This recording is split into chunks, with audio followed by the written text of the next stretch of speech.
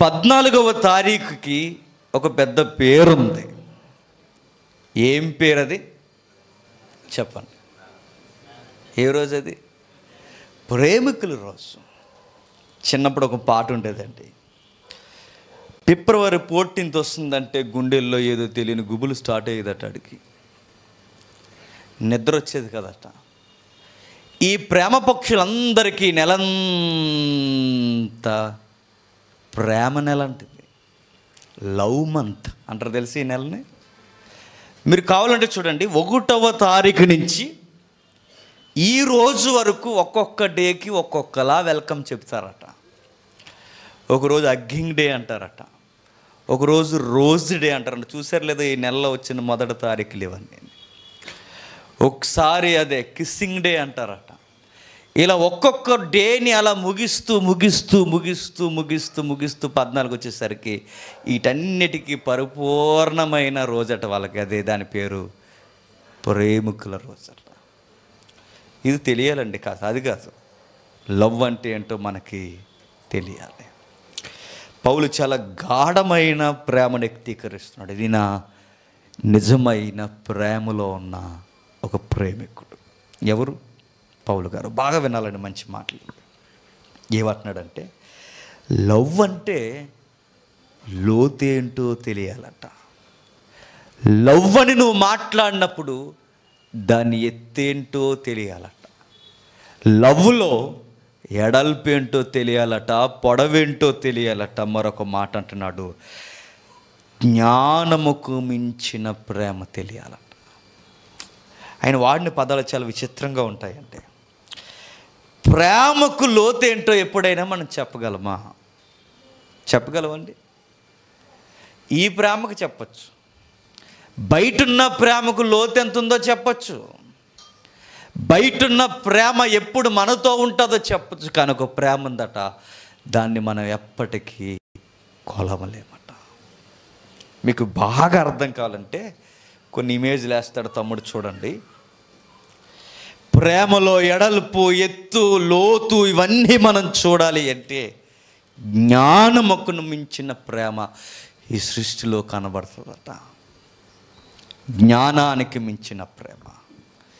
ఈ సృష్టిని మనం చూస్తున్నప్పుడు ఒక లవ్ మనకు కనిపిస్తుందట. మీరు జాగ్రత్తగా చూడాలంటే నిజంగా ఈరోజు ఈ ట్రూ లవ్ మీకు అర్థమైతే నేను చెప్తున్నాను, ఈ లోకపు ఈ దొంగ ప్రేమలు, ఈ మోసం చేసే వ్యక్తుల జోలికి మనం పోమట. మనుషులు మోసం చేస్తారండి నిజంగా. ఆ ప్రేమల్లో నిజమైన ప్రేమ కనిపించదు. అక్కడ మీరు చూడండి, పౌలు గారు అన్నారు, జ్ఞానమునకు, మనిషి జ్ఞానానికి మించినది ట్రూ లవ్ ఉందట. ఎట్లా ఆ ప్రేమ తెలుసుకోండి. ఒక ఉదాహరణ, మచ్చుకి. ఆ పక్షి మనకు తెలుసు, పెంగ్విన్ పక్షి. అట్లాంటిక్ ఏరియాలో భయంకరమైన మంచు ప్రాంతం ఉంటుంది. ఆ మంచు ప్రాంతాన్ని మీరు చూడండి, సముద్రం నుంచి అది సుమారు 120 నుంచి 175 కిలోమీటర్లు పొట్ట మీద పాక్కుని బయటకు వస్తుందట. ఎంత? 150 నుంచి 175 కిలోమీటర్లు.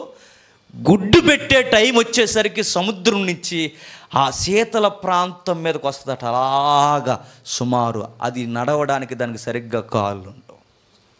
అది భూమి మీద ఏదోలా పాకేయడానికి సరి అయిన చేతులు ఉండవు దానికి. అది పొట్ట మీద పాకుతూ ఒక వచ్చి రాని నడక నడుస్తూ సుమారు సముద్రం నుంచి 150-175 కిలోమీటర్ల వరకు వచ్చేస్తుందట. ఎక్కడికి పోయినా భీకరమైన ఆ మంచు ఉంటుంది కనుక, ఆ మంచు మీద గుడ్డు గనక పెట్టింది అనుకోండి, బాగా వినాలి, దాన్ని కాళ్ళ దగ్గర మీరు జాగ్రత్తగా చూడండి, అది గుడ్డు కింద పెట్టదట.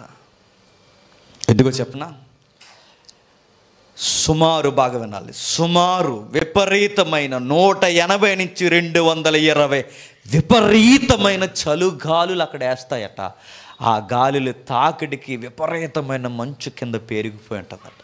పొరపాటున గుడ్డుగాని కింద పెట్టిందనుకోండి, ఆ సముద్ర పక్షి గుడ్డుగాని కింద పెట్టిందో 5 నుంచి 10 సెకండ్స్లో లోపల ఉన్న పిల్ల గడ్డగట్టి చచ్చిపోతుందట. మరి ఏం చేస్తుంది? ఈ పక్షులు ఏం చేస్తాయి? కవనెంట్ లవ్ అంటే ఎలా ఉంటుందో బాగా వినండి. నిబంధన ప్రేమ అనేది ఎలా ఉంటుందో ఆ రెండు పక్షులను చూసి మనం నేర్చుకోవచ్చట. విచిత్రమైన ప్రేమ అది. ఎప్పుడైతే తల్లి పక్షి సముద్రం నుంచి 150 నుంచి 175 కిలోమీటర్లు పాకుతూ పాకుతూ పాకుతూ వచ్చి తన గుడ్డుని తల్లి పక్షి వచ్చి తండ్రి పక్షి ఉందో చూసారా, ఆ మగ పక్షి కాళ్ళ మీద పెడుతుందట. ఎక్కడ? మగపక్షి. ఆ మగపక్షి కాళ్ళ మీద పెట్టిన తర్వాత సుమారు 2 నెలలు ఆ గుడ్డిని అలా కింద పెట్టకుండా చూసారు. 2 నెలలు. ఎంత? 2 నెలలు ఆ గుడ్డు ఏమాత్రం కింద పెట్టదట. ఏమాత్రం ఏమరపాటుగా గుడ్డుని కింద పెట్టినా, నిద్రపోయే గుడ్డుని కింద పెట్టినా వెంటనే లోపల ఉన్న పిల్ల ఏమవుద్ది? చచ్చిపోతుంది. వెంటనే చనిపోద్ది. అందుకు ఏం చేస్తుంది ఈ తల్లి పక్షి తండ్రి పక్షి అంటే, వెంటనే ఆ గుడ్డు పెట్టిన తర్వాత 2 నెలలు తండ్రి పక్షి ఏదైతే ఉందో ఆ గుడ్డుని కింద పెట్టకుండా జాగ్రత్తగా నడుస్తుంటుందట. అక్కడక్కడే ఉంటుందట. ఈటు పుట్టిస్తుంది జాగ్రత్తగా, ఏదోలా ఈ 2 నెలలు తాగుతుందట. కానీ విచిత్రం ఏంటి చెప్పనా, గుడ్డు పెట్టేసి సిద్ధమైన ఆడపక్షి ఈ 2 నెలలు తండ్రికి ఆ గుడ్డుని అప్పగించేసి, ఆ గుడ్డుని అప్పగించిన తర్వాత ఈ తల్లి పక్షి ఏదైతే ఉందో బిడ్డని కనిన తర్వాత ఓపుకి ఫీడింగ్ కావాలిగా, ఫుడ్. ఈ ఫుడ్ కొరకు మరలా సముద్రంలోకి వెళ్ళిపోతాడట. 2 నెలలు ఈ గుడ్డుని జాగ్రత్తగా కాపాడేది ఎవరో తెలుసా? తండ్రి పక్షి కాపాడుతుందట. 2 నెలలు ఏమీ తినదట. 2 నెలలు ఎక్కడికి పోదట. 2 నెలలు నిద్రపోదట. ఏమాత్రం నిద్రపోయినా లోపల ఉన్న పిల్ల చచ్చిపోతుందట. ఈ 2 నెలలు అలా తల్లి పక్షులు అక్కడక్కడ అది ఇది మొత్తం తిని లోపలంతా ఆహారాన్ని నింపుకొని అప్పుడు ఆ పక్షి తిరిగి వస్తుందట. 2 నెలల తర్వాత వచ్చిన ఆ పక్షి పూర్తిగా తన తిన్న ఆహారాన్ని అరగొట్టదట. కొంత ఆహారాన్ని నిల్వ చేసి అప్పటికి రెడీగా ఈ బిడ్డని పొదిగేస్తుంది తండ్రి పక్షి. ఆ బిడ్డకి ఆహారాన్ని పెట్టడానికి మరలా తిరిగి వస్తుందట. ఈ తిరిగి వచ్చే తల్లి పక్షి ఆడపక్షి వచ్చేసరికి మగపక్షి 18 నుంచి 20 కేజీలు వెయిట్ లాస్ అయిపోతుందట. మీకు అర్థమవుతుందా? సుమారు 18 నుంచి 20 కేజీలు తగ్గిపోద్దట. ఎందుకంటే అప్పుడు ఆ 2 నెలలు ఏమీ తినలేదు కనుక. ఆ 2 నెలలు ఏమీ తినలేనందుకు 18 నుంచి 20 కేజీల పక్షి తగ్గిపోద్దట. వచ్చిన ఆ తల్లి పక్షి సుమారు ఆ 2 నెలలకు సరిపడిన ఆహారం మళ్ళీ 2 నెలలు ఈ తండ్రి పక్షి వెళ్ళి తినే వస్తుందట. మళ్ళీ ఆయన వచ్చిన తర్వాత మళ్ళీ ఇది వెళ్తుందట. ఏది? తల్లి పక్షి. ఇలా సుమారు 6 సార్లు మారతాయట, కేవలం ఒక బిడ్డను పెంచడానికి. నేను అడుగుతున్నానంటే, ఏమాత్రం వెళ్ళిన పక్షి తిరిగి రాకపోతే ఈ బిడ్డ తండ్రి ఏమవుతాడు చెప్పండి? చచ్చిపోతారు ఇద్దరు. ఏమాత్రం వెళ్ళి తండ్రి పక్షి మరలా తిరిగి రాకపోతే ఆ బిడ్డ తల్లి ఏమవుతారు చెప్పండి? చచ్చిపోతారు. ఇది మరలా ఎందుకు తిరిగి వస్తుంది? దాన్నే కవనెంట్, నిబంధన చేసుకున్నారట. ఎంత నిబంధన చేసుకున్న, ఆ బిడ్డను పెంచడానికి ఎంత నిబంధన చేసుకున్నారంటే వారి జీవితాన్ని రిస్క్లో పెడతాయట. ఇలాగొక బిడ్డను పెంచడానికి ఇంతగా అవి ఆతృతతో జీవితాన్ని త్యాగం చేస్తాయట. ఈ ప్రేమను మనం వర్ణించలేం.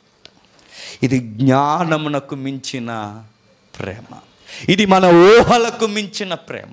సుమారు ఒక బిడ్డను కాపాడడానికి ఒక తండ్రి పక్షి తల్లి పక్షి ఎంతగా అవి ఆతృతతో నలిగిపోతున్నాయంటే కేవలం నిబంధన. చూసారా? మాటిచ్చుకున్నాయి, నిబంధన పెట్టుకున్నాయి, ఒకరినొకరు ఇష్టపడ్డాయి. ఆ ఇష్టపడినప్పుడు కలిసి ఒక బిడ్డను కన్నాయి. ఆ బిడ్డను కన్నప్పుడు గుర్తుపెట్టుకోండి, ఆ బిడ్డ కొరకు త్యాగానికి రెడీ అయిపోయాయి. ఇలాంటి లవ్ ఎవరికి ఉందని తెలుసా? దేవునిది. అదే పౌలు అంటున్నాడు. చదువుదాం ఒకసారి, అలా మధ్య మధ్యలో చూద్దాం. ఒకసారి చదువుదాం ఒకసారి. 18వ వచనం. క్రీస్తు మీ హృదయములలో విశ్వాసము ద్వారా నివసించినట్లుగా తన మహిమైశ్వర్యము చొప్పున మీకు దయచేయవలననియు మీరు దేవుని సంపూర్ణత యందు పూర్ణులగునట్లుగా ప్రేమయందు వేరుపారి స్థిరపడి సమస్త పరిశుద్ధులతో కూడా దాని వెడల్పు, పొడుగు, లోతు, ఎత్తు ఎంతో గ్రహించుకొనుటకు మనుష్య జ్ఞానమునకు మించిన క్రీస్తు ప్రేమను తెలుసుకోండి. దీన్ని వాడిన పదం ఏంటో తెలుసా? డివోటెడ్, నమ్మకమైన, అప్పగించుకునే ఒక ప్రేమను క్రీస్తు మనకిస్తున్నాడన్న. మన కొరకు ఏమయ్యాడయ్యా అంటే, ఈ పక్షి ప్రేమ ఇంత విచిత్రంగా ఉంటే, ఈ పక్షి ప్రేమ మనకి ఇంత ఊహల కందని ప్రేమగా ఉంటే, పరలోకమందున్న దైవం ఈ భూలోకానికి వచ్చి మన కొరకు తన్నును తాను చెప్పండి ఆకలి దప్పులతో నలిగిపోయిందట. నేను అంటానండి, ఏ రోజన్నా 33.5 సంవత్సరాలు బతికిన ఆయన టైంకి తిన్నాడా? లేదు. టైంకి నిద్రపోయాడా? లేదు. టయానికి ఏమన్నా రెస్ట్ తీసుకున్నాడా? లేదు. ఎందుకు అలా అయిపోయాడు? కమిట్మెంట్ అయ్యాడు. లవ్. ఎవరితో కమిట్ అయ్యావు? ఎవరితో నువ్వు ప్రేమలో ఉన్నావు? ఎవరితో ఏంటి? నేను కనబోయే బిడ్డలతో కమిట్ అయిపోయాను, నిబంధన ఏర్పరచుకున్నాను. ఆయనతో నేను నిబంధన ఏర్పరచుకున్నాను కనుకే, ఈ మనుషులతో నిబంధన ఏర్పరచుకున్నాను కనుకే దేవుడు అంటున్నాడట, ఇదిగో వాళ్ళ కొరకు నన్ను నేను ఇచ్చేసుకుంటాను. చిన్న పక్షి కొరకు రాబోతున్న పెద్ద జీవులు చూడండి, ఆ పెద్ద జీవులు రాబోతున్న చిన్న పక్షి కొరకు జీవితాన్ని రిస్క్లో పెడుతున్నాయి. ప్రభు అయిన దేవుడు భూలోకానికి వచ్చి టైంకి తినలేదు, టైంకి నిద్రపోలేదు, టైంకి ఆయనకి రెస్ట్ లేదు. మరి ఎందుకు అయ్యాయిదంటే ఒకే ఒక్కటి, కమిట్ అయ్యాడంతే. ఇక ట్రూ లవ్లో ఏముంటుంది చెప్పినా ఏ లాభాలు ఉండవండి. నేను అడుగుతున్నాను, ఆ చిన్న పక్షి వలన తల్లిదండ్రులకి ఇద్దరికి ఏమైనా కలిసి వస్తాయా? రావు. నాకు పెద్ద క్వశ్చన్ మార్క్ ఏంటి చెప్పిన, మనం బిడ్డలను కంటాం సీరియస్గా. ఆ బిడ్డలను కన్న తర్వాత ఎందుకు కనాలి? నాకు పెద్ద ప్రశ్న అది. వాళ్ళని కన్న తర్వాత వాళ్ళని సీరియస్గా పెంచేస్తుంటాం. వాళ్ళు సీరియస్గా పెంచిన తర్వాత వాళ్ళ కొరకు మన లైఫ్ అంకితం చేస్తాం. వాళ్ళ కొరకు నిద్ర లేకుండా ఏడుస్తాం, వాళ్ళ కొరకు ఎన్నో చేస్తాం. నేను అడుగుతున్నాను, ఎందుకు? దాని పేరే లవ్. వాళ్ళు మనకేమి ఇవ్వరు, వాళ్ళ వల్ల కలిసి వచ్చేది ఏమీ లేదు, వాళ్ళ వల్ల నిద్రలు ఉండవు, వాళ్ళ వల్ల ఆకలి ఉండదు, వారి వల్ల ఏమీ ఉండదు. మరి ఏంటి అంటే అదే దేవుడు పెట్టిన ప్రేమ. ఆ ప్రేమను మనం అర్థం చేసుకోలేమండి. దాని కొరకు ఎంతగా అంటే ఇంగ్లీష్లో వాడిన పదం లాయల్టీ అన్నాడు దాన్ని. ఆ ప్రేమ ఎలా ఉంటుందంటే ఒక వ్యక్తికి కానీ ఒక పనికి కానీ పూర్తిగా అప్పగించుకునే దాన్నే లాయల్టీ అంటారు. LOVE కాదు. మనకు కావాల్సిన గుర్తుపెట్టుకోండి, ఆ బయట ఉన్న అది కాదు నేను చెబుతున్నది. లాయల్టీ పూర్తిగా అప్పగించేసుకోవడం. దేవుని కొరకు మనకున్న నిబంధన ప్రేమ ఎట్టిది అంటే ఆ రెండు పక్షుల మధ్య ఉన్నది ఏంటి చెప్పిన నమ్మకం. మాట ఇచ్చేయాల్సిందే, మరలా ఒకరోజు తిరిగి వస్తుందని చెప్పండి. ఉన్నదానికి తెలుసు, వెళుతున్న దాని గుండెల్లో ఉన్న మాట ఏంటో తెలుసా? నా భార్య పక్షికి మాట ఇచ్చానని వెళుతున్న మగ పక్షికి తెలుసు, ఆడపక్షికి తెలుసు, నా భర్తకి నా బిడ్డను అప్పగించి వెళుతున్నానని ఒకరోజు రావాలి అని. ఎంత ఆశ్చర్యమే చెప్పనా. ఒక పక్కన ఆహారం సంపాదించుకుండాలి, మరో పక్కన తను తాను కాపాడుకుంటూ ఉండాలి, మరో పక్కన 150 నుండి 175 కిలోమీటర్లు పొట్ట మీద పాకుతూ రావాలి. ఇదంతా ఎందుకు చేస్తున్నామని అడిగితే దాని దగ్గర భాష లేదేమో, దాని దగ్గర ఎత్తు లేదేమో, దాని దగ్గర లోతు లేదేమో, దాని దగ్గర ఎడలుపు లేదేమో, అది ఎంతో అది తూకమేసి మనకు చెప్పలేదేమో. కానీ దాని హృదయంలో ఉన్న మాట ఏంటి చెప్పిన లవ్, ట్రూ లవ్. ఆ లవ్ కొరకు ఇదంతా చేస్తుందట. నిబంధన ప్రేమ కొరకు ఏం చేస్తున్నావంటే బైబిల్ చెప్తుంది పూర్తిగా అప్పగించేసుకుంటుందట. కీర్తన 136వ కీర్తన మొదటి వచనం, 136వ కీర్తన మొదటి వచనం, 136వ కీర్తన మొదటి వచనం చూద్దాం ఒకసారి, త్వరగా ముగించుకుందాం ఈరోజు. యెహోవా దయాళుడు, ఆయనకు కృతజ్ఞతాస్తుతులు చెల్లించుడి, ఆయన కృపము నిరంతరము ఉండెను. ఇక్కడ కృప అని పదం వాడారు కానీ ఏ భాషలో దొరకని పదాన్ని వాడారట అక్కడ. ఎక్కడా దొరకని పదం. ఆ పదం అది కేవలం ఎబ్రీలో మాత్రమే వాడతారట. ఎసైడ్ అంటారు దాన్ని. ఎక్కడ దొరకదట ఆ పదం. చూడండి, అందులో కొన్ని పదాలు ఉన్నాయి చూడండి.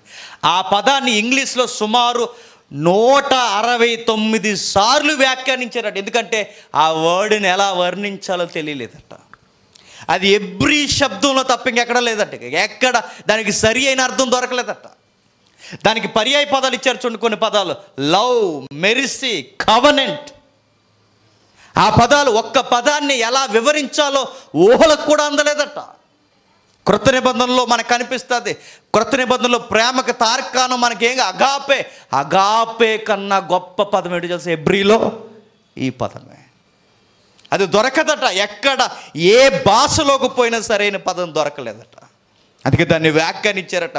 సుమారు 169 సార్లు ఇంగ్లీష్ వ్యాఖ్యానకర్తలు వ్యాఖ్యానించారు. దాన్ని ఎలా అర్థం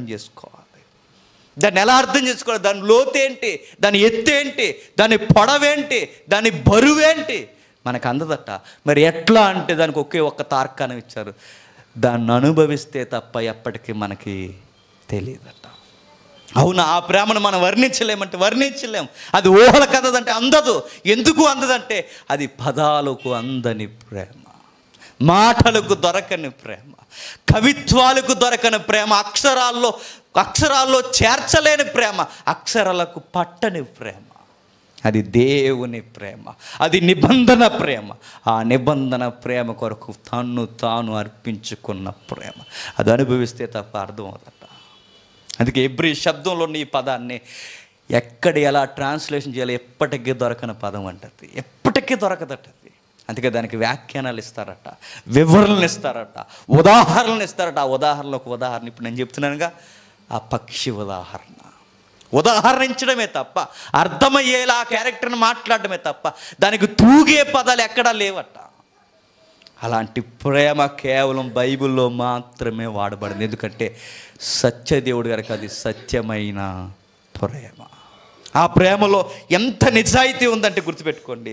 ఒకరోజు వైజాగ్లో, బాగా వినాలి, ఒకరోజు వైజాగ్లో ఎథిజం ఉంది కదండి, నాస్తికవాదులకి పెద్దపీట.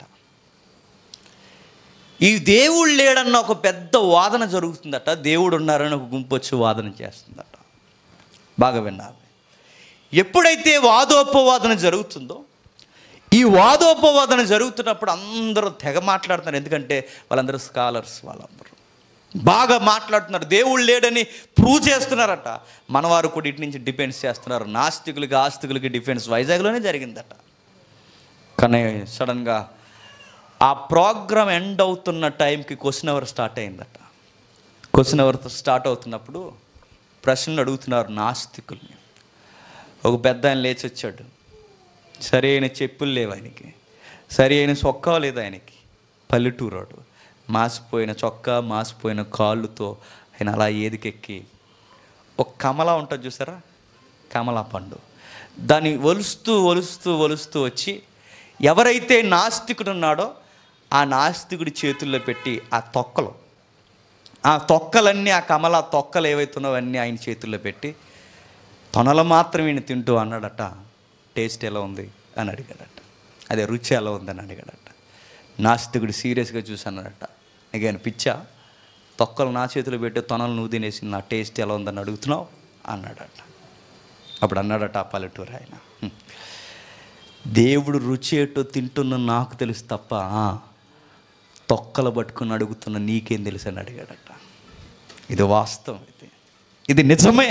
దేవుడు మనకు ఎలా తెలుస్తాడంటే అది రుచి చూసిన వాడికి తప్ప ఎవరికి తెలియదు. అందుకే బైబిల్లో వాడబడిన పదం ఏంటంటే యెహోవాను రుచి చూసి ఎరుగుడి.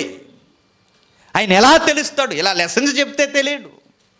ఆయన ఎలా తెలుస్తాడు? కొన్ని బైబిల్ పాఠ్యాంశాలు నేర్చుకుంటే తెలియడు. అవి స్పీకర్ అయితే తెలియడు, విశ్వాసిగా సీనియర్గా పండిపోతే తెలియడు. మరి ఎలా తెలుస్తాడు? దేవుని ప్రేమను అనుభవిస్తే దేవుడు, లవ్ గాడ్, ఆయన ప్రేమలోకి వెళ్ళాలి. ఆయన ప్రేమమయుడు, ఆయన నిబంధన ప్రేమ కలిగినవాడు. మాట ఇచ్చాడో ఇక మాట తప్పని ప్రేమమయుడు. ఆయన ప్రేమను అనుభవిస్తే తప్ప అది మాటలకు మనకి అందదట. పౌలు అంటున్నాడు, దాని ఎత్తు, లోతు, దాని ఎడల్పు గ్రహించడానికి ప్రేమ, జ్ఞానానికి మించిన ప్రేమ క్రీస్తు ప్రేమని తెలుసుకోవడానికి రండి అంటున్నాడు ఆయన. అది జ్ఞానంతో వర్ణించలేమట, పదాలతో వర్ణించలేమట, ఏ కొలతలతో వర్ణించలేమట. అది ఎంత ఉందో మనకి తెలియదట. దానిలోకి రా, తెలుస్తుంది అంటున్నాడు ఆయన. దేవుని ప్రేమ ఎలా ఉందంటే పౌలు గారు అంటారు, ఎస్, ఆ ప్రేమకు నేను కమిట్ అయిపోయాను. ఎంత నిబంధన కమిట్ అయిపోయానంటే, ఇదిగో ఆ పక్షి ఎలా అయితే ఇచ్చిన మాట కొరకు, ప్రేమ కొరకు తన జీవితాన్ని రిస్క్లో పెడుతుందో, దేవుని ప్రేమను అర్థం చేసుకున్నాడు కూడా కమిట్ అయిపోతాడట. అప్పుడప్పుడు చూడండి, దేవుని కొరకు ఎలా చచ్చిపోతున్నారంటే దాని పేరే చెప్పండి, నిబంధన ప్రేమ. చచ్చిపోతారు దాని గురించి. ఎలా చచ్చిపోతారంటే పౌలు అంటాడు, ఇదిగో ఆయన ప్రేమ నుంచి, ఆ నిబంధన ప్రేమ నుంచి నన్ను ఏది విడతీయలేదు. ఎట్లా చూద్దాం ఒకసారి. రోమిలికి రాసిన పత్రిక త్వరగానే ముగిస్తాను. రోమిలికి రాసిన పత్రిక 8వ అధ్యాయం, 35వ వచనం నుండి.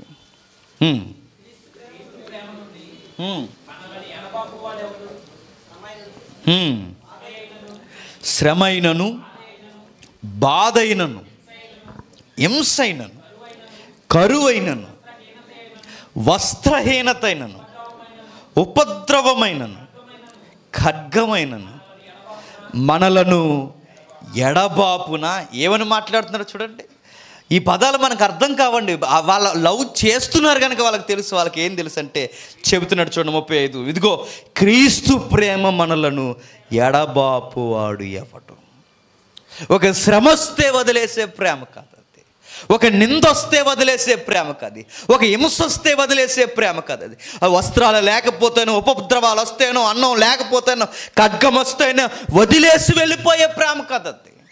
ఈరోజు చూడండి, చిటుక్కుమంటే సంఘాలు మానేస్తామండి మనం. ఎందుకంటే నీకు లవ్ వాల్యూ తెలియదు, నీకు దేవుని ప్రేమ నీకు తెలియదు, క్రీస్తు అంటే ఏంటో తెలియదు. ఈ దేవుడి దగ్గర నీకేమి కలిసి రాకపోతే వెంటనే వదిలేసి వెళ్ళిపోతావు. ఈ దేవుడితో వచ్చిన గొడవ ఏంటో తెలుసా? ఈ దేవుడు ఏదో ఇస్తే వచ్చే ప్రజలు ఉండరట, ఆయన ప్రేమను చూసి వస్తారట. ఎలా చూసి వస్తారంటే ఆ ప్రేమను అనుభవిస్తూ వస్తారట. ఎట్లా అనుభవించాలి? పౌలు అంటున్నాడు, నేను లవ్ చేస్తున్నాను ఆయన్ని. మొదటిగా ప్రేమించింది నేను కదా, అనిల్ కుమార్ గారి సాంగ్లో. మొదటిగా ప్రేమించింది నేను కాదు, ఆయనే నన్ను ప్రేమించాడు. నాకు ఫస్ట్ ప్రపోజల్ చేసింది ఎవరో తెలుసా? ఆయనే. పౌలు అంటాడు, ఎక్కడ మీ లవ్ ప్రపోజల్ ఎక్కడ అని అడిగితే పౌలు అంటాడు, ఆయనను చంపడానికి వెళుతున్నప్పుడు నాకు ఆయన ఐ లవ్ యూ చెప్పాడు అంటాడు. నిజంగా ఆశ్చర్యం అండి. ఆయనను నువ్వు ఎలా చంపుతున్నావు అంటే, ఎస్, ఆయన సంఘాన్ని చంపడమే ఆయన నేను సిలువేయడం. అందుకే పౌలు గారితో ప్రభు వచ్చి అంటాడు, ఎక్కడికి వెళుతున్నావు పౌలు అన్నప్పుడు, నువ్వెవరు ప్రభు అని అడుగుతాడు. నువ్వు హింసించుచున్న యేసుని. నేను ఎక్కడ హింసిస్తున్నాను? నా సంఘాన్ని హింసిస్తున్నావు కనుక నన్ను కూడా హింసిస్తున్నట్టే. నేను ఎవరినైతే ఇబ్బంది పెడుతున్నాను, నేను ఎవరినైతే బాధ పెడుతున్నాను, ఎవరినైతే గుండెల్లో పొడి చేస్తున్నాను, నేను ఎవరినైతే చంపేస్తున్నాను, ఆ చంపబడుతున్న ప్రభువే వచ్చి నన్ను అన్నాడు నా కళ్ళలోకి చూసి, నేను నిన్ను ప్రేమిస్తున్నాను, నువ్వు నన్ను ప్రేమిస్తావా? ఆ లవ్కు పడిపోయాడట ఎవరు? ప్రేమ. ఇది ఎక్కడ ప్రేమ? లోకంలో నేను ఎక్కడో చూడని ప్రేమ. నా తల్లిదండ్రులు నన్ను ప్రేమించారంటే మాటింటే ప్రేమిస్తారు, మాట వినకపోతే పోరా అని చెప్తారు. పిల్లలు తల్లిదండ్రులు ప్రేమిస్తున్నారంటే వాళ్ళకి టయానికి అన్నీ కొంటే ప్రేమిస్తారు, కొనకపోతే వదిలేసి వెళ్ళిపోతారు. లవ్ అయినా, లవర్లో అయినా, ఎవరైనా మీరు చూడండి, ఆ లేడీ అయినా, బాయ్ అయినా, ఏదైనా అలా మాట వింటే ప్రేమిస్తారు, మాట వినకపోతే పీకలు పోసేస్తున్నారు. ఈ మధ్య మాట వినకపోతే కిరోసిన్ పోసేస్తున్నారు, మాట వినకపోతే వాళ్ళు అనుకున్నట్టు లేకపోతే చంపేస్తారు. ఈ లోకం చంపేస్తుంది, గుర్తుపెట్టుకోండి. ఎంతగా చంపేస్తుంది అంటే మళ్ళీ చెప్తున్నాను, వాళ్ళకు అనుకూలంగా లేకపోతే మళ్ళీ ప్రేమిస్తున్న వారే మనల్ని చంపేస్తారు. పౌలు డిఫరెంట్గా చూసినట్టు యేసు ప్రభు ప్రేమ. నిన్ను నేను పడవడానికి వస్తే నువ్వు నాకు ఐ లవ్ యూ చెప్పడం ఏంటి లవ్ అని తెలుసుకున్నాడు. అర్థమైపోయింది, ఈ నిత్యమైన ప్రేమను వదలలేకపోయాడు. ఆయనకి ఎన్నో ఇబ్బందులు వస్తున్నాయట. శ్రమ వచ్చినా, బాధ వచ్చినా, ఖడ్గం వచ్చినా, ఏమొచ్చినా, ఉపద్రవం వచ్చినా ఆ లవ్ నుంచి నన్ను ఏది ఏర్పాటు చేయలేదు. అడుగుతాను, రేపు ఐలో చెప్పిన గ్రీటింగ్ కార్డులు ఇచ్చిన పార్కులను తిరిగేసి పదల చోటను దాక్కుని లేనిపోయిన అడావుడు చేసుకుని ముద్దులు పెట్టుకుని విడిపోతున్న వీళ్ళందరికీ చెప్తున్నాను, మీరు ఎందుకు విడిపోతున్నారు అంటే కారణం ఒకే ఒక్కటే. చెప్పండి. గ్రీటింగ్ కార్డు చిన్నది ఇచ్చింది అన్నాడట.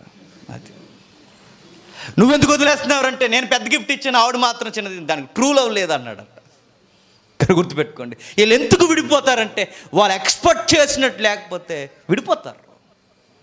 కానీ ఆశ్చర్యం ఏంటి చెప్తున్నా, మరి ఇంతగా మీరు ప్రేమించుకున్నారని చెప్పారుగా, ఎందుకు వదిలేస్తున్నారంటే ఒకే ఒక్కటే,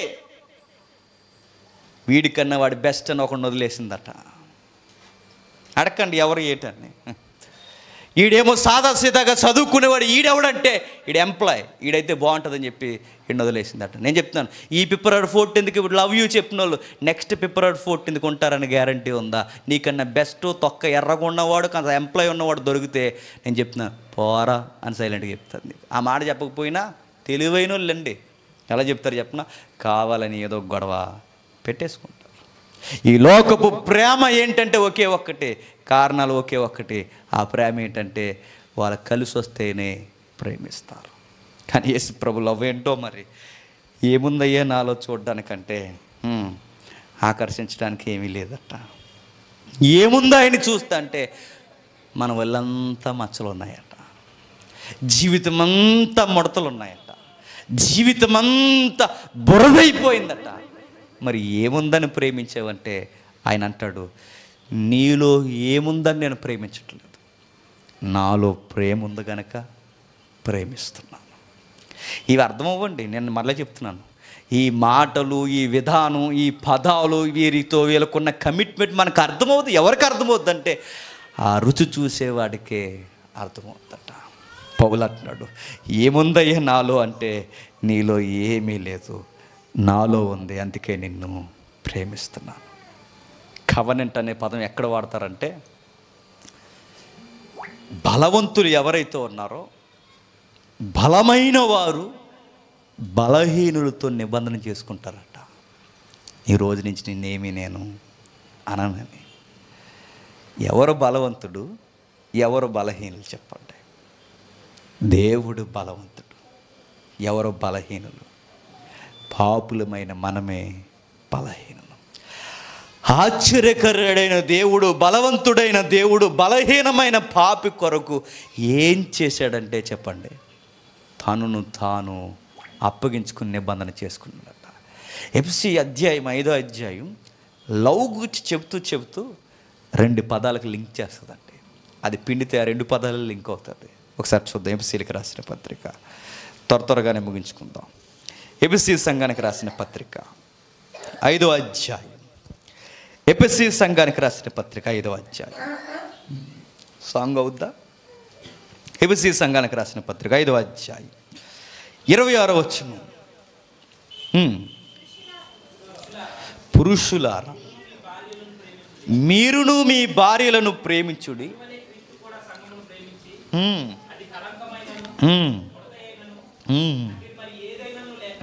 అట్టిది మరి ఏదైనను లేక పరిశుద్ధమైనదిగా, నిర్దోషమైనదిగా, మహిమగల సంఘముగాను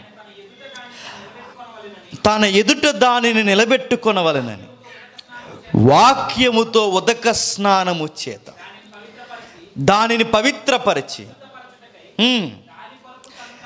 దాని కొరకు తనను తాను అప్పగించుకొని.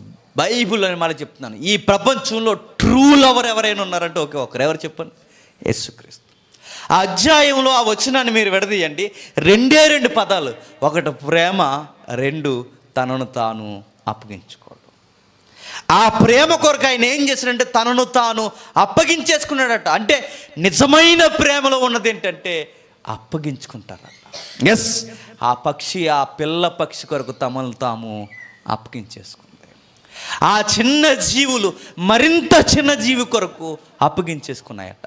భార్య భర్తలైనా, స్నేహితులైనా, ఎవరైనా నిజమైన ప్రేమ ఎప్పుడు ఉంటుంది చెప్పిన, మన గూర్చి మనం కాదు, ఎదుటి వారి కొరకు మనల్ని మనం అప్పగించుకోవాలట. బైబిల్ అదే మనకు కనిపిస్తుంది. యేసుక్రీస్తులో ఉన్న గొప్ప మహత్యం ఏంటంటే తనను తాను తన ప్రేమించిన ప్రియురాలి కొరకు అప్పగించుకున్నాడు. నిశ్చితార్థం చేసుకున్నాడు, తనని అప్పగించేసుకున్నాడట. ఆశ్చర్యం ఏంటి చెప్పనా? ఆయన దగ్గరికి వెళ్ళి నువ్వేమై ఉన్నావో దానిని బట్టి ఆయన ప్రేమించలేదట. ఆయన అంటున్నాడు మన దగ్గరకు వచ్చి, ఆయన ప్రేమ గనక ప్రేమించాడట. మరో మాట, ఏముంది నాలో ప్రేమించడానికంటే ఆయన అంటాడు, నీలో ఏమీ లేదు, నీ పితరులకు మాట ఇచ్చాను కనుక ప్రేమిస్తున్నాను అంటాడట. ఎవరికి ఇచ్చావు? మా పితరులకంటే అబ్రహాముకి ఇచ్చాను, దావీదుకి ఇచ్చాను, మోసేకి ఇచ్చాను, ఇస్సాకుకి ఇచ్చాను, యాకోబుకి ఇచ్చాను. ఆ రోజు నిబంధన చేశాను, ప్రేమిస్తానని మాట ఇచ్చాను, ఆ మాట కట్టుబడ్డాను. మీరు మాట వినకపోయినా ఎప్పటికీ ప్రేమిస్తున్నాను. అదండి లవ్. మనం ఎప్పుడు ప్రేమిస్తాం చెప్పిన?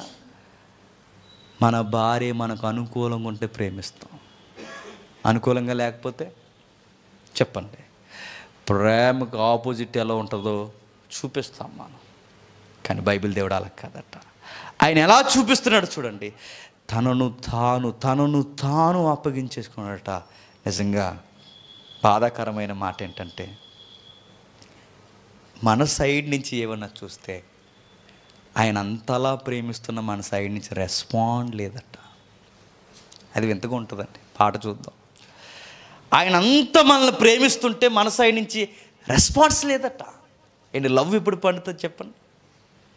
బౌత్ సైడ్స్ రెస్పాన్స్ ఉన్నప్పుడు లవ్ అనే దానికి కాస్త చెప్పండి బ్యూటీ ఉంటుంది. ఒకవైపు నుంచే వచ్చి మరోవైపు నుంచి రాకపోతే అది లవ్ అవుతుంది.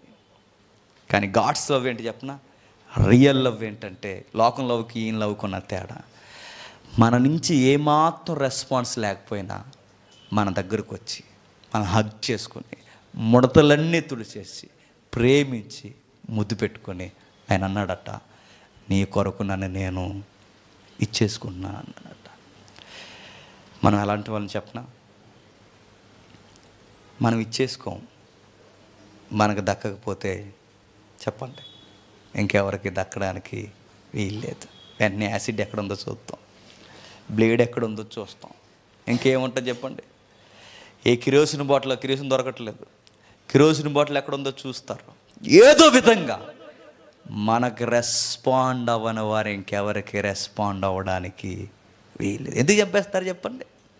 ఇంతకాలం 5 సంవత్సరాలు నీ వెనకాల తిరిగా నా వైపు చూడలేదు, ఎవడో గొట్టంగా తాడుతూ మాట్లాడుతున్నావు, నువ్వు నాకు రెస్పాన్స్ ఇవ్వలేదు కనుక చెప్పు, ఇక నువ్వు ఎక్కడ రెస్పాండ్ అవ్వడానికి వీల్లేదని చంపేస్తాం. కానీ గాడ్స్ లవ్ ఏంటి చెప్పనా?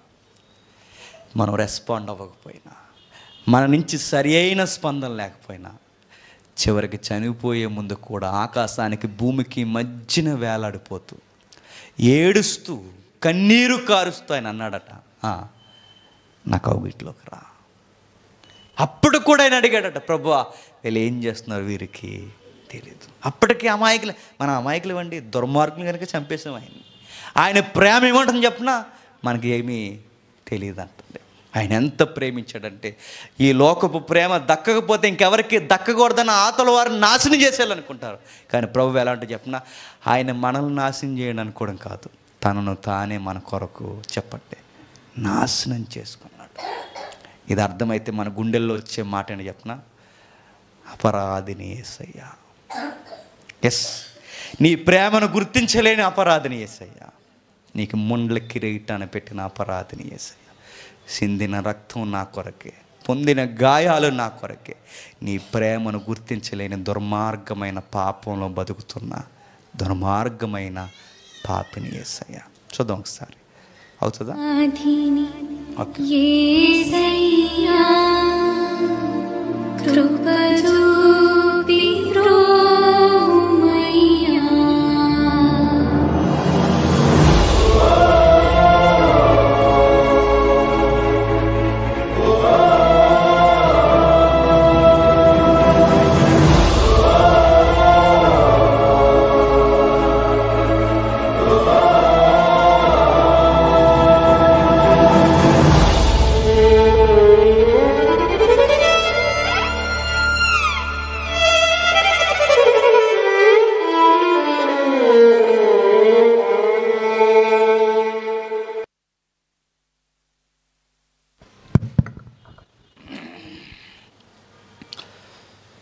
ఇది దేవుని ప్రేమ. న్యూ టెస్టిమెంట్లో దీన్ని అగాపే అన్నారు, ఓల్డ్ టెస్టిమెంట్లో ఊహల కందని ప్రేమ. గుర్తుపెట్టుకోండి, దేవుడు మనల్ని ప్రేమించాడు, మనం ఎప్పుడు దేవుడిని ప్రేమించలేదు. నిబంధన ప్రేమ ఎలా ఉంటుందో తెలుసా? గుర్తుపెట్టుకోండి, జీవితాంతం గుర్తుపెట్టుకోండి. మన వలన ఆయనకి ఏమీ కలిసి రాదు. మన మాటల వలన, మన చూపుల వలన ప్రతి క్షణము ఆయనకి బాధే తప్ప మన వలన ఆయన కలిసి వచ్చేది ఏమీ లేదు. కానీ బాధ ఏంటో చెప్పనా? అయినా మనల్ని ప్రేమిస్తాడట. ఎందుకు ప్రేమిస్తున్నా ప్రభు అంటే ఆయన అంటాడు, ఆ ప్రేమకు మీ తల్లిదండ్రులకి మాట ఇచ్చాను కనుక ప్రేమిస్తున్నాను. ఎవరికి ఇచ్చే ప్రభు అంటే అబ్రహాముకి ఇచ్చాడు, మోసేకి ఇచ్చాడు, దావీదుకి ఇచ్చాడు. అయినా అందుకు ప్రేమిస్తున్నాడట, ఎందుకంటే వాళ్ళతో నిబంధన చేసుకున్నాడు. మీరు గమనించండి, బైబిల్లో చాలా విచిత్రమైన వ్యాఖ్యానాలు ఉంటాయండి. నిజంగా అధ్యాయం మీకు అర్థమైతే, ఆ పుస్తకం మీకు అర్థమైతే నేను చెప్తున్నాను, దేవుని ప్రేమ చాలా విచిత్రమైనది అనిపిస్తుంది. ఓషి అనే ఒక భక్తుడు ఉంటాడు, ఎంతమంది గమనించారు? ఆయన వెళ్ళి దేవుడు చెప్పిన మాట ప్రకారం ఒక వ్యభిచారిని పెళ్లి చేసుకుంటాడు. వేశ్యల గుంపులో పుట్టిన పిల్ల, అప్పటికి ఒక జోగిని వ్యవస్థ నడుస్తుంది అక్కడ. వాళ్ళ ఫ్యామిలీ మెంబర్ ఈవిడ, ఓషే గారి భార్య. అలాంటి ఆమెని పెళ్లి చేసుకున్న తర్వాత ఆమెకు కావాలని ప్రేమ నమ్మకం కలిగిన భర్తను మోసం చేసి మరలా మరొక పురుషుడితో తప్పు చేస్తుంది. మీరు చూడండి, అధ్యాయులు ఇంటికి వెళ్ళినారు చదవండి. దేవుడు అంటాడు, ఓషియా మరల వెళ్ళి నీ భార్యను తీసుకురా అంటాడు. ఎందుకు ప్రభు ఇలా చేయిస్తున్నావని ఒకవేళ మనం తిరగేసి అడిగితే దేవుడు అంటాడు, ఇదే నా నిబంధన ప్రేమ. నేను మాటిచ్చాను గనక ఈరోజు ఏదో చేసిందని ఈజీగా చెప్పండి, వదలొద్దు ఓషియా అంటాడు. నువ్వు పెళ్లి చేసుకున్నావు, తనతో నీకు నిశ్చితార్థం జరిగింది, నిబంధన జరిగింది, నువ్వు వదలకూడదని నీకు ఎలా చూపిస్తున్నాను. ఈ బిడ్డలైన ఇశ్రాయేలందరికీ వీళ్ళకి నాకు ఒకరోజు నిబంధన జరిగింది. అబ్రహాముకు నిబంధన చేశాను, మోసేకి నిబంధన చేశాను, వాళ్ళందరికీ నిబంధన చేసి మాట ఇచ్చాను. ఆ మాటకి నేను కట్టుబడి ఉన్నాను, వాళ్ళని ఎప్పటికీ నేను వదలను. నీ భార్య తప్పు చేస్తే నేను మరలా ఎలా తీసుకురమ్మని నేను చెప్తున్నాను. నా భార్యగా పిలువబడుతున్న ఇశ్రాయేలు తప్పు చేసిన మరలా నేను పిలుస్తున్నాను రండి అని. కానీ ఒక మాట అడిగాడట ఆయన, ఏమని? ఓషియా గ్రంథం 2వ అధ్యాయం, త్వరగా ఓషియా గ్రంథం 2వ అధ్యాయం, ఓషియా గ్రంథం 2వ అధ్యాయం, ఓషియా గ్రంథం 2వ అధ్యాయం 19వ వచనం నుండి, నీవు నిత్యము నాకుండునట్లుగా నేను నీ నీతిని బట్టి తీర్పు తీర్చుట వలనను చూపుట వలనను నిన్ను నేను ప్రదానము చేసుకొందును. నీవు యెహోవాని ఎరుగునట్లు నేను నమ్మకమును బట్టి నిన్ను నేను ప్రదానము చేసుకున్నాను. అక్కడ పదాలు వాడుతున్నాడు చూసారా? నేను నిన్ను నమ్ముతున్నాను, నా నమ్మకాన్ని బట్టి నేను ప్రేమిస్తున్నాను, నువ్వు కూడా నాకు నమ్మకంగా ఉండంటున్నాడు.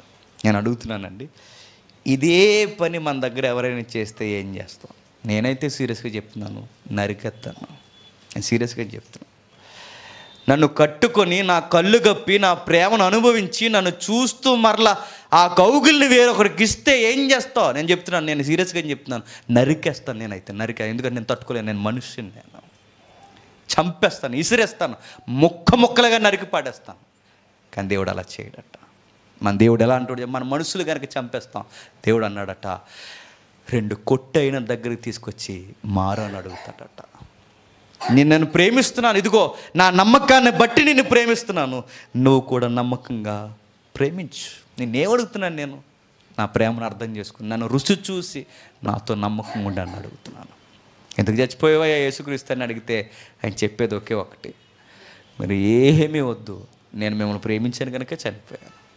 మరి మేమేం చేయాలంటే ఆయన అడిగేది ఒకే ఒకటి, మీరు నన్ను తిరిగి ప్రేమించండి.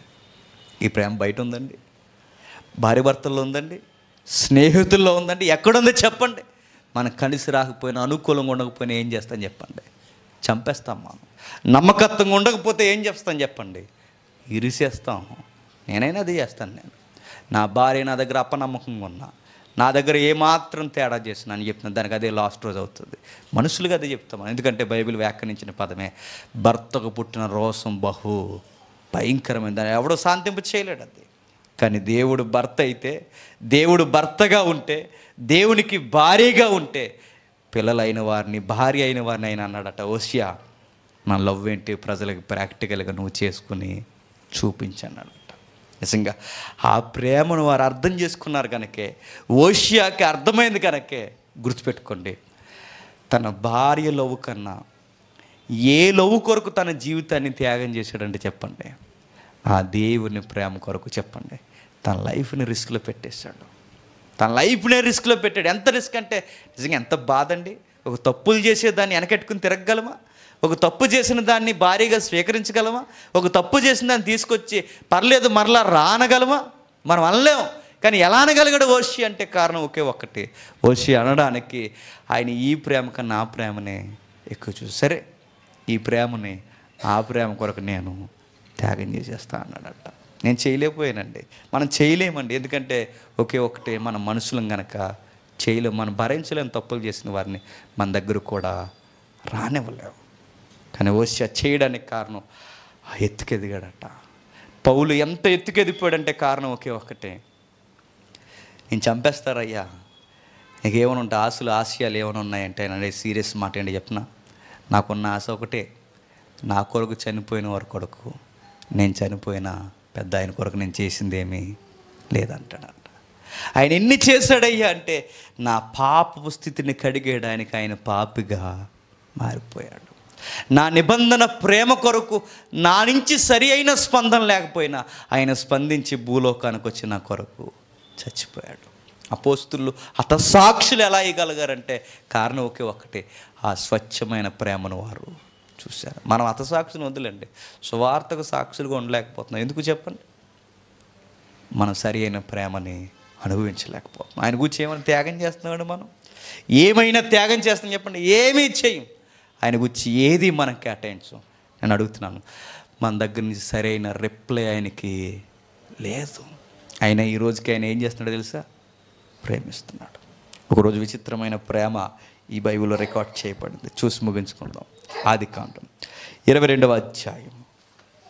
ఆదికాండం 22వ అధ్యాయం. ఆదికాండం 22వ అధ్యాయం మొదటి 2 వచనాలు. ఆదికాండం 22వ అధ్యాయం మొదటి 2 వచనాలు.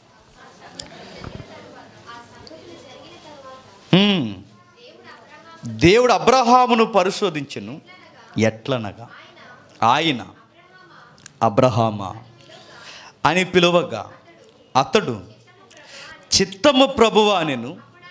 అప్పుడు ఆయన, నీకు ఒక్కడై ఉన్న నీ కుమారుని అనగా నువ్వు ప్రేమించు ఇస్సాకుని తీసుకొని మొరియా దేశానికి రా అన్నాడు.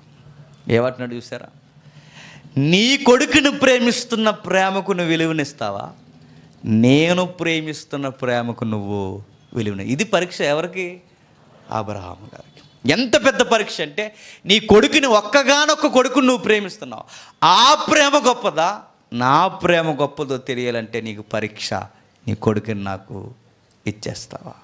అబ్రహాముకి కొడుకునిచ్చేయడానికి, ప్రేమను త్యాగం చేయడానికి, బలి చేయడానికి ఎలా రెడీ అయ్యాడు? అంత ధైర్యం ఆయనకి ఎలా వచ్చిందంటే కారణం ఒకే ఒక్కటే, ఆ ప్రేమ ముందు ఇది పెద్ద ప్రేమగా అనిపించలేదట. అదండి, వాళ్ళు ఎక్కడ చూడండి ఎలా త్యాగాలు చేయగలిగారు. ప్రాణాలను కూడా అగ్నిగంధకాల్లో, సింహాల బోన్లో పెట్టడానికి, రంపాలతో కోయించుకోవడానికి, అడవుల్లో తిరగడానికి, హతసాక్షులుగా మారడానికి వీళ్ళు ఎలా సిద్ధపాటు చేయబడిన కారణం ఒకే ఒక్కటి, ఈ ప్రేమ కన్నా ఆ ప్రేమ ఎక్కువ కనిపించిందట వాళ్ళకి. ఆయన ప్రేమ కొరకు ఏం చేసినా తక్కువ అనుకున్నారంటే, ఎంత తెగించారంటే గర్భాన పుట్టిన కొడుకునే చెప్పండి ఇవ్వడానికి, ఒక్కగానొక్క కొడుకుని.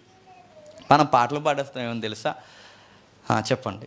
అబ్రహాముకి వాగ్దానం చేసిన దేవా, చెప్పండి నాకు కూడా వాగ్దానం చేయి. ఇదిగో ఆయన కొడుకునిచ్చాడు, నా కొడుకుని కూడా నీకు ఇస్తానని ఇప్పుడే దేవుడు ఆ పాట అలా చూపిస్తే ఇచ్చే అంటే ఏం చేస్తామ్మా? తూచి ప్రభా ఇదా ఎవరో రాశారు నాకు తెలియదు అంటమ్మా అనవండి. మనం కొడుకుల్ని వద్దు, ఏమీ వద్దని అడుగుతున్నాను.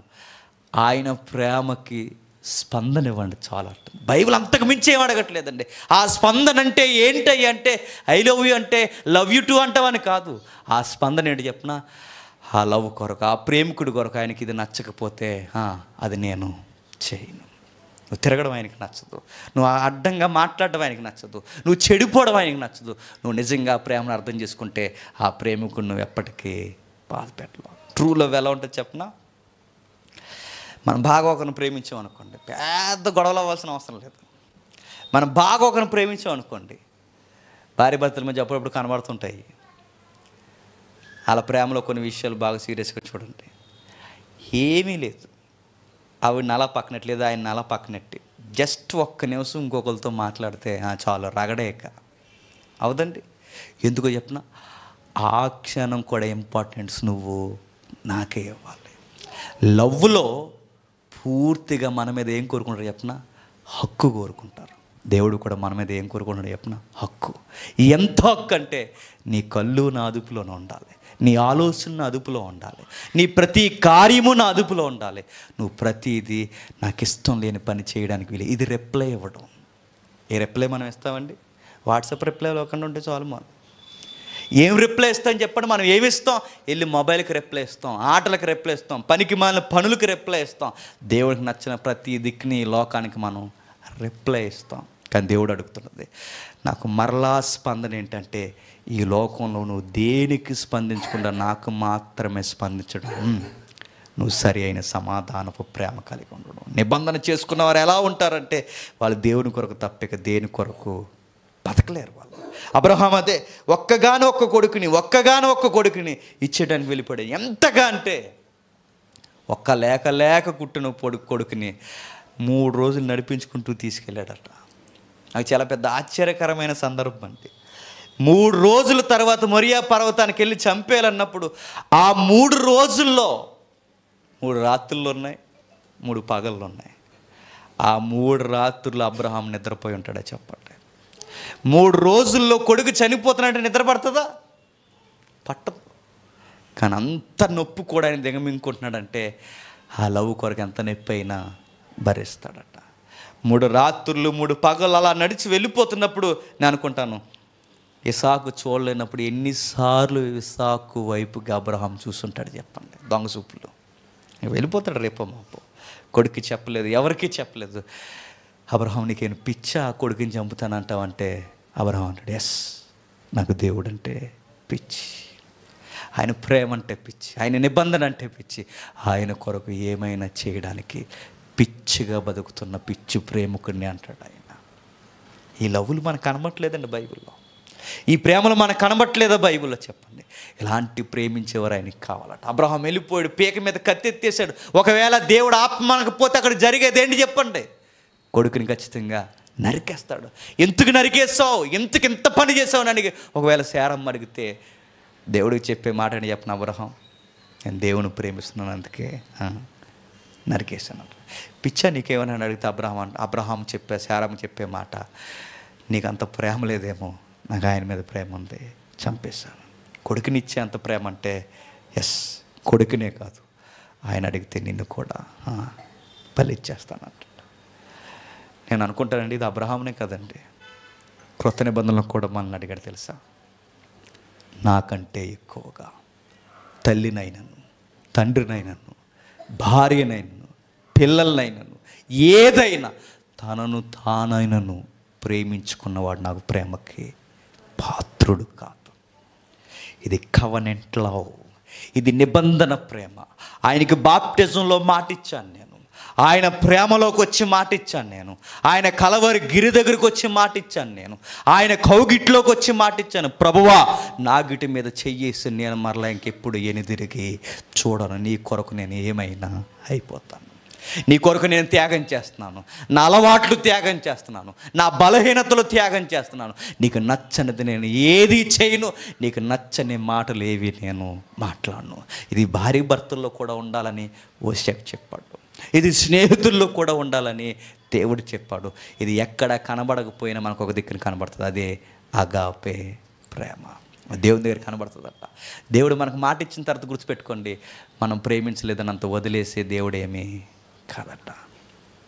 ఆ రోజు చూడండి, అబ్రహాం స్టాప్, ఆపే. నీకు విషయం చెప్పాలి, నువ్వు కొడుకునివ్వడం కాదు, నువ్వు కొడుకునివ్వడం కాదు, మీ కొరకు నా కొడుకుని మీ కొరకు ఇచ్చేస్తున్నాను. నా లవ్ ఎక్స్ప్రెషన్ ఎలా ఉంటుంది చూడు అబ్రహాం, నా ప్రేమను నేను ఎలా వ్యక్తీకరిస్తున్నాను చూడు అబ్రహాం. మీతో నిబంధన చేసుకున్నాను, మీ కొడుకుని నేనేమన్నాను, నువ్వెనిదీరకుండా ఇస్తున్నావు. కానీ ఒక మాట చెప్పిన, నేను రిప్లై ఇస్తున్నాను నీకు, లవ్ యూ టూ అంటున్నాను. ఆ టూలో నేను ఇచ్చేది ఏంటి చెప్పిన, నా కొడుకు నీ కొరకు ఇచ్చేస్తున్నాను. నీ కొరకు, నీ కొరకు, నీ కొడుకు కొరకు, నీ కొడుకుల కొరకు, రాబోతున్న వారందరి కొరకు నా కొడుకుని ఈ భూమి మీదకి ఎత్తించి ఇదే మొరియా పర్వతాల మీద సిలువేసి చంపేస్తాను. ఇందులో ట్రూ లవ్ ఉందండి. ఈ ప్రేమ భక్తులకు అర్థమైపోయింది కనుక చివరి మాట యేసుప్రభు గూర్చి మాట్లాడుతూ ఆయన మాట్లాడిన మాట యోహాను ఒక్క మాటతో తేల్చేస్తాడు. దేవుడు మనల్ని ప్రేమిస్తున్నాడంటే ఏముందయ్యా ఆయన ప్రేమిస్తున్నాడు దానికి? బంగారం లాంటి వాక్యం అంటే ఆ మాట ఏంటి చెప్పనా? దేవుడు మనల్ని ప్రేమిస్తున్నాడు, తన ప్రియ కుమారుని ఎనుదీక మన కొరకు అప్పగించాడు. ఇందులో ప్రేమ ఉందట. ఏముంది ప్రేమ అంటే? మన కొరకు ఇచ్చాడు. అడుగుతున్నాను, దేవుని కొరకు మనం ఇచ్చింది ఏమనుందా? ఆయన మన కొరకు ఇచ్చాడు. చెప్పండి. ఈ సృష్టిని ఇచ్చాడు, జీవితాన్ని ఇచ్చాడు, ఊపిరినిచ్చాడు, ఉనికినిచ్చాడు, ఎప్పటికీ మన ఆరోగ్యాన్ని ఇస్తున్నాడు, మన కొరకు బంధువులను ఇస్తున్నాడు, తల్లిదండ్రులను ఇస్తున్నాడు, అడుగడుగునా కాపాడుతున్నాడు. చివరికి ఆయనకి మనకు పాపాలు అడ్డొస్తున్నాయని ఆయన కొడుకుని బలిచ్చేశాడట. సువార్తలో ఉన్న సత్యం ఏంటి చెప్పనా? దైవం మన కొరకు దిగొచ్చి చచ్చిపోయింది. ఈ లవ్ అర్థమైన రేపు పొద్దున్నే లేచి 14 ఎవడో నాకు ప్రేమ లేదని అండట. గుర్తుపెట్టుకోండి, ఈ లవ్ అర్థమైనడు ఏమంటే చెప్పనా? ఆల్రెడీ నేను ప్రేమలో ఉన్నాను, ఆయన నన్ను ప్రేమిస్తున్నాను, నేను ఆయన ప్రేమిస్తున్నాను. ఈ ప్రేమ నిత్యత్వం ఉండే ప్రేమ. ఈ ప్రేమ నేను ఎప్పటికీ దూరం చేయ. ఈ లవ్లో ఉన్నోడు ఎవరైనా కందిరేకి వచ్చి ఐ లవ్ యూ అన్నది పోవే అంటాం అన్నమాట. ఈ లవ్లో ఉన్నప్పుడు ఎవరైనా వచ్చి మాట్లాడుతున్నప్పుడు ఎవరైనా వచ్చి మాట్లాడితే నేను గాఢముగా నేను ప్రేమిస్తున్నానని ఎవడైనా అంటే నువ్వు అంటావు సీరియస్, ఒరే పోరా బూడిదే అని అంటావు అన్నమాట. ఒకవేళ నీకు నిజంగా ప్రేమ తెలియాలనుకుంటే రా, నీకు ప్రేమ అంటే ఏంటో చెబుతానని యేసుప్రభు ప్రేమను వివరిస్తావు. మనకి ఇవేమీ అర్థం కాకుండా ఆవిడ చూస్తుంటే మెరుపులు వచ్చేస్తున్నాయి అన్నావు అంటే చెప్పు. ఆవిడ చూస్తుంటే పువ్వులే నవ్వుకుంటున్నా, పువ్వులు వాలిపోతున్నాయట. నేను ఒక పాట విన్నానండి, మా నైట్ రౌండ్స్లో లవ్ సాంగ్స్ వస్తున్నాయి ఈ నెలంతా. నైట్ రౌండ్స్ తిరుగుతుంటే కారులో నైట్ రౌండ్స్ తిరుగుతున్నప్పుడు మా డిఎస్పీ గారు FM రేడియో పెట్టారు. అందులో ఒక పాట వస్తుంది, లవ్ సాంగ్. ఆ లవ్ సాంగ్ ఏంటి చెప్పిన, ఆవిడ పుట్టేంత వరకు లైఫ్కి మీనింగ్ దొరకలేదట వాడికి. చూసారా? నువ్వు పుట్టాకే తెలిసింది నా లైఫ్కి మీనింగ్. ఏ పాట అని అడగండి నన్ను. నువ్వు పుట్టాక నా లైఫ్కి మీనింగ్ దొరికింది. దరిద్రులా నేను చెప్తాను మరలా, ఆవిడ పుట్టాక మన లైఫ్కి మీనింగ్ కాదు, యేసుప్రభు ఈ భూమి మీదకి వచ్చిన తర్వాత మన లైఫ్కి మీనింగ్ దొరికింది, మన జీవితాలకు అర్థం దొరికింది. దేవుని ప్రేమ అంటే ఏంటో మనకు అర్థమైంది. దాని లోతు, ఎడల్పు, పొడవు, దాని బరువు, ఈ జ్ఞానానికి మించిన ప్రేమ ఏంటో ఆయన చూశాను. నా మాటలతో నేను వర్ణించలేను, నా పదాలతో నేను వర్ణించలేను, నేను వ్యక్తీకరించలేను. మరి ఏం చేయగలవంటే నేను అందులో దూకితే కానీ అది ఏంటో నాకు అర్థం అవ్వలేదు. ఈరోజు మనం ఈదుతున్నాం అందులో, మనం ప్రేమను అనుభవిస్తున్నాం అందులో, ఆయన ప్రేమను మనం అనుభవిస్తున్నాం. ఈ ప్రేమ కొరకు మనం ఏదైనా చేసేస్తాం. ఆయన కొరకు ఉద్యోగాలైనా వదిలేస్తాం, ఆయన కొరకు ఆరోగ్యాలైనా వదిలేస్తాం, ఆయన కొరకు నిద్రలైనా వదిలేస్తాం, ఆయన కొరకు ఆకలైనా వదిలేస్తాం. చివరికి ఆయన కొరకు మనం ప్రాణాలే వదిలేస్తాం. ఇన్ని చేసినా ఆయన కొరకు మనం చేసింది ఏమీ లేదట. ఎందుకంటే ముందస్తుగా ఆయనే నన్ను ప్రేమించాడు తప్ప నేను ప్రేమించింది ఏమీ లేదు. ఇప్పటికి ఇలాంటి ప్రేమలోకి వచ్చి ఆయన ప్రేమను మనం అర్థం చేసుకోకపోతే గుర్తుపెట్టుకోండి, మనకంత అమాయకులు ఇంకెవరు లేరట. యోహాను సువార్త 3వ అధ్యాయం ముగించేసుకుంటాం. యోహాను సువార్త 3వ అధ్యాయం, యోహాను సువార్త 3వ అధ్యాయం 16వ వచనం. దేవుడు లోకముని ఎంతో ప్రేమించిన, ఎంత ఎంత ఎంత ఎంతో ఆయన ఎంత ప్రేమించాడో చెప్తున్నా చూడండి. దేవుడు లోకముని ఎంతో ప్రేమించాడట. ఆయన తన అద్భుతీయ కుమారుణ్ణి పుట్టిన వాని యందు విశ్వాసముంచు ప్రతివాడు నశింపక నిత్య జీవం పొందినట్లు ఆయనను అనుగ్రహించిన. తెలుగులో వాడిని పదం ఏంటి చెప్పిన, ఆ ప్రేమను వర్ణించలేక, మళ్ళీ చెప్తున్నాను, ఆ ప్రేమను వర్ణించలేక తెలుగులో వాడిని పదం ఏంటంటే ఎంతో అన్నారు. ఎంత తెలదు, అది ఎంతో. ఆ ప్రేమ ఎంతో అన్నది తెలుగులో లేదు పదం. ఎంత అంటే ఏమో ఎంతో, ఎంత ప్రేమించారంటే ఆ పదానికి తెలుగులోనే కాదు ఏ భాషలో సరైన అర్థం లేదు. ఎంత ప్రేమించాడంటే, ఎంత ప్రేమించాడో చెప్పలేను, కానీ ఒక మాట చెప్తాను, తన ప్రియ కుమారుని మన కొరకు అర్పించినంతగా ప్రేమించాడట. ఒకరోజు ఒక పిచ్చోలో ఒక ప్రశ్న అడిగారండి, ముగించేస్తాను ఇక. అంత ప్రేమిస్తే ఆయనే బలవ్వాలి కానీ కొడుకుని బలి ఎందుకు ఇచ్చాడు అని ఆ విషయం చెప్పనా. ఆయనే బలవ్వాలి కానీ కొడుకుని ఎందుకు బలేశాడంటే, తనకన్నా తన ప్రాణం కన్నా ఎక్కువైన వారు ఎవరో తెలుసా దేవునికి? తన కొడుకు. అందుకు కొడుకుని ఇచ్చేశాడు. నేను అడుగుతానండి, ఒక సీన్లోకి తీసుకొచ్చి మరణం కోరుకుంటుంది, అందులో ఆ మరణానికి ఎవరో ఒకరు బలవ్వాలి. నీ కొడుకు బలవుతారా, నువ్వు బలవుతావని శారీరకమైన తల్లిదండ్రులు నిన్నే అడిగితే నువ్వేం చెప్తావు చెప్పు? నా ప్రాణం కన్నా నా కొడుకు ఎక్కువ, ముందు నన్ను చంపేయండి అంటాం. దేవుడు కూడా అంతేనండి. నువ్వెందుకు బలం లేదు, నీ కొడుకుని ఎందుకు బలి చేసావంటే, నాకన్నా ఎక్కువ, నా ప్రాణం కన్నా ఎక్కువ నా జ్యేష్ఠ కుమారుని మీకు ఇచ్చేస్తున్నాను, అందుకు ప్రేమిస్తున్నాను. నేను చెప్తున్నాను, ఈ ఎక్స్ప్రెషన్ మనకి ఎలా అర్థం అవుద్దంటే, ఆ సువార్త లోతు, బరువు, ఎత్తు, ఆ రుచి మనం చూస్తే తప్ప ఆ ఫీలింగ్ మనకి తెలియదట. అందుకే ప్రేమిద్దాం, నిజమైన ప్రేమలో జీవిద్దాం. ఆ కలగవారి గిరిలో ఆయన పిలిచిన పిలుపుని మనం హక్కుదారులుగా మారదాం. ఆయనకి లోబడి ఎల్లకాలం జీవిద్దాం. ఈ లోకంలో ఉన్న పిచ్చి పిచ్చి పదాలు జోలికిపోకండి. వాళ్ళకి ప్రేమ అంటే ఏంటో తెలియదు, ప్రేమించే వ్యక్తుల విలువ అసలు తెలియదు. వాళ్ళకి తెలిసిందల్లా ఒకే ఒకటి, అపనమ్మకత్వం. దాని జోలికి పోకండి. దేవుని ప్రేమిద్దాం, దేవుని కౌగిట్లో ఉందాం. మన పిల్లల్ని, మనల్ని దేవుడు ఎల్లకాలం ప్రేమిస్తున్నాడు. ఆయన ప్రేమకు లోబడి మనందరము జీవించును గాక. ఆమేన్. ప్రార్థన. ప్రేమగల తండ్రి, కృపగల దేవ, ఎందరికీ సంగతులు అర్థమయ్యాయి. నిజమే తండ్రి, మాటలకు అందనిది మీ ప్రేమ, వర్ణించలేనిది మీ ప్రేమ, పదాలకు దొరకనిది మీ ప్రేమ, ఏ భాషలో లేనిది తండ్రి మీ ప్రేమ. తండ్రి, మేము కేవలం తండ్రి అది అనుభవించగలం తప్ప, అది కేవలం తండ్రి రుచి చూడగలం తప్ప, దాన్ని ఎప్పటికీ తండ్రి ఈ లోకానికి మేము పదాలలో మాట్లాడలేము. ఆ ప్రేమను మేము కలవరి గిరి మీద నేరుగా మేము చూస్తున్నాం. ఆ కలవరి గిరి మీద మీ ప్రేమను వ్యక్తీకరించడం మేము చూస్తున్నాం తండ్రి. ఆ ప్రేమ మాకు చాలయ్యా.